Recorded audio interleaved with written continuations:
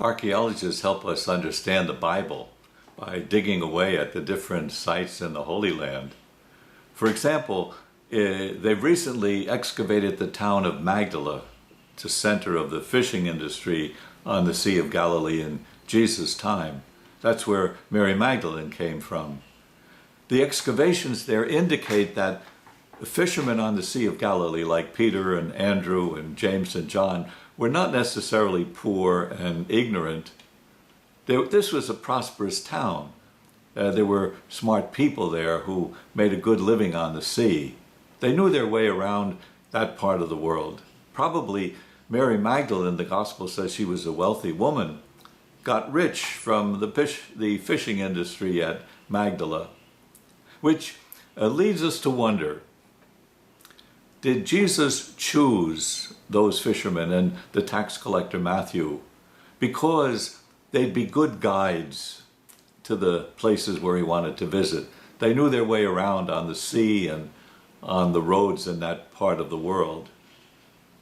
But even if the disciples like that were resourceful, they would be helpless in the storm that's described in today's gospel from Matthew. Storm like that would make anyone helpless. Certainly, the story shows that the power of Jesus was such that he could calm the sea and walk on the water. Those are godlike powers. But the story also points out the limits of the disciples' power. So Peter confidently responds to Jesus' call to walk on the water. He begins, then he sinks into the sea because he doubts. So are we the same? Maybe we could say that Peter's faith was faith up to a point, a faith that believes in God's power up to a point.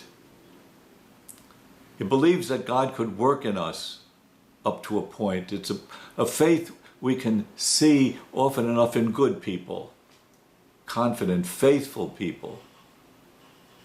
When told by Jesus to walk on the water, Peter believed up to a point, and then he said, this can't be.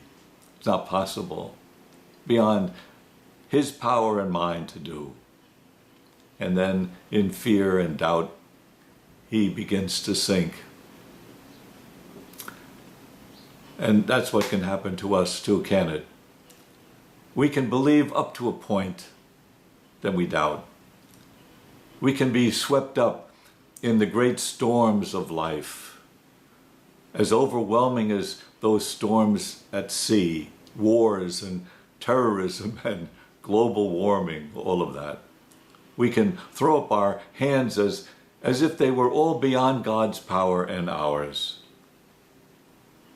So, the boat on the Sea of Galilee is also the world on the sea of history. It's also the church on the sea of time. It's each of us facing the times we live in. It's not enough to believe up to a point. We must believe fully in the mystery of Jesus Christ. He's with us in the boat. Give us faith, Lord. Lord, save us.